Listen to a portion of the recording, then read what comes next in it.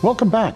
We're continuing our discussion with Deana Joy, the Executive Director of Children's Advocacy Centers in North Carolina. And Deana, let me ask you this. Of all the abuses, what rises to the top? Sex abuse. Sex abuse. In CACs, that's almost 55% of the cases we see. And for people who are out there going, okay, I might suspect it, who's doing this to them? I mean, is it their teacher? Is it a family member? I mean, so nationally, it's 93% of cases are known offenders to children, and in North Carolina that holds true. Last year in North Carolina, kids knew their offenders and knew them well 92.7% of the time. Does that make it tougher for them to say something to mom and dad? Absolutely. Absolutely. It typically is either someone that their mom and dad know well, and oftentimes offenders have utilized that information to make threats to children to keep them quiet.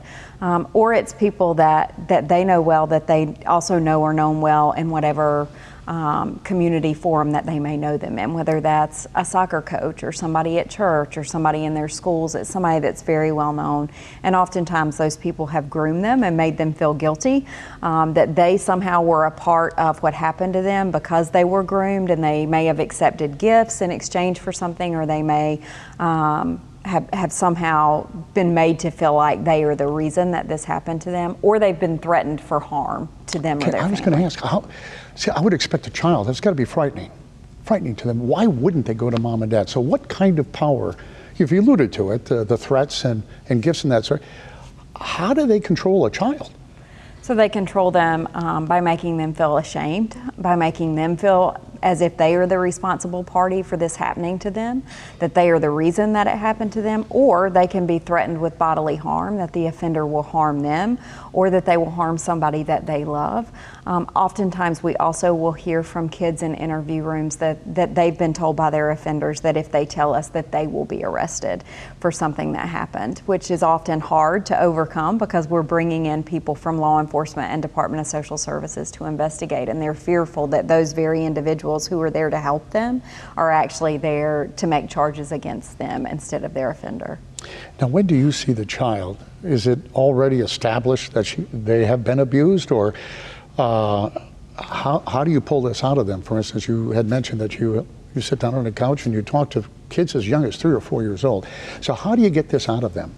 So all of our interviewers in CACs have been nationally trained in an approved model by the National Children's Alliance, and their job is really to go into a room just like this, a friendly space with a kid that doesn't have a lot of distraction in that room. Obviously, for those at home who have 3, 4, and 5-year-olds, if you have too many distractions in a room with them, you're not going to keep them still for very long. Right. So it is a child-friendly room, but it has minimal distractions in it, and they are trained to talk with that child in a non-leading way to gather information for the purposes of charging or safety. So when they're brought to us, we are not sure at that point whether or not abuse has actually occurred to them. It is the interviewer's job to help to gather that information.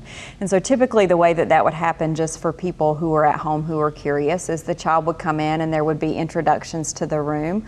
There would be rapport building, which is really just getting to know your kid, the things that they love, the things that they like to do. And what the interviewer is doing in that process is also learning how your child communicates. So when I ask, oh, you play soccer, tell me about your last soccer game, I'm starting to learn how they communicate and what that looks like. Do they need a lot of prompting, or will they just narrate the whole soccer game to me without me asking a lot of questions? They will then go over guidelines in the room, things that are important in the room, where cameras are in the room, who is observing. But oftentimes the biggest point for an interviewer to make is, if I get something wrong, then I want you to correct me, and making sure that children understand that it's okay, that even though I'm an adult in the room, I don't have the answers and they do. So it's okay to correct me if I get something wrong. And then they'll transition to the reason that they're there that day.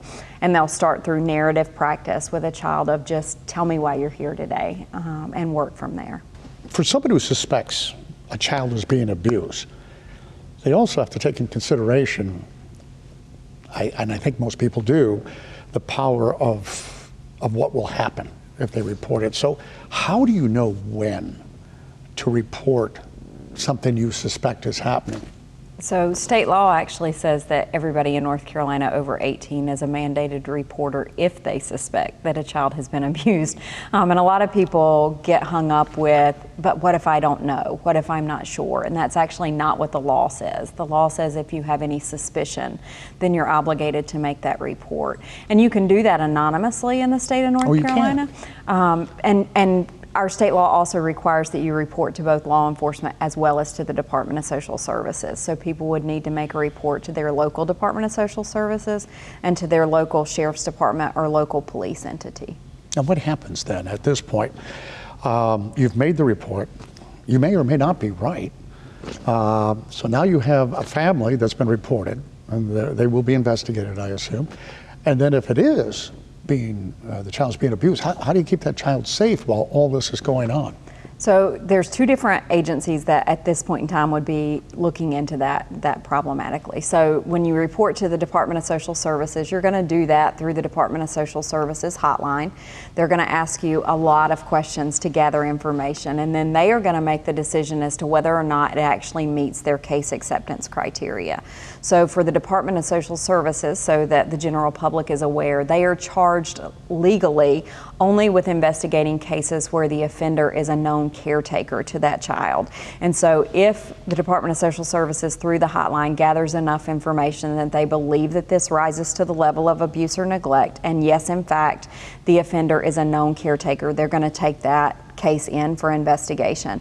At that point in time, if the reporter has left their address, they actually will get a letter from the Department of Social Services that lets them know what the decision was. So they'll get a letter in the mail that either says it was accepted or not accepted for investigation. So at least then you know what's happening for that child. For law enforcement, when that call is made, they're actually going to dispatch someone to that child or to that family's home to begin that investigative process pretty quickly. So if you are in a situation where you are fearful that a child is in harm's way and you need immediate response for that child for safety, that's going to happen from law enforcement, and that they're going to dispatch somebody right away. Department of Social Services has to respond to that family within 24 hours. Law enforcement can have an immediate dispatch. 24 hours is a long time for a kid in an abusive relationship. Again, I guess I go back to now, what about this kid? Even though the police may have been there, how can a police officer determine in a quick stop at a home that a child is or is not in harm's way or being abused? Is that even possible?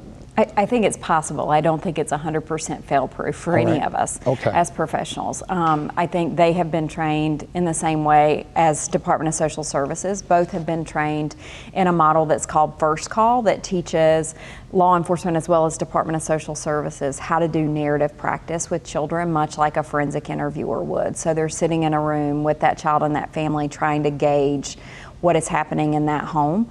And from that, they can make a determination whether or not to take custody of that child at that point in time. Law enforcement can actually put in safety measures until the Department of Social Services arrives, if they arrive first. Department of Social Services can also have immediate response for some cases, depending on what has been reported, or it can take up to 24 hours, again, depending on what's been reported. But certainly it's not 100% fail-proof, and to your point, there are families and kids that have lived their entire life in an abusive situation and that become very good at hiding information. Yeah, that's sad. That's sad. Lots more. We got a lot to talk about, so please come back.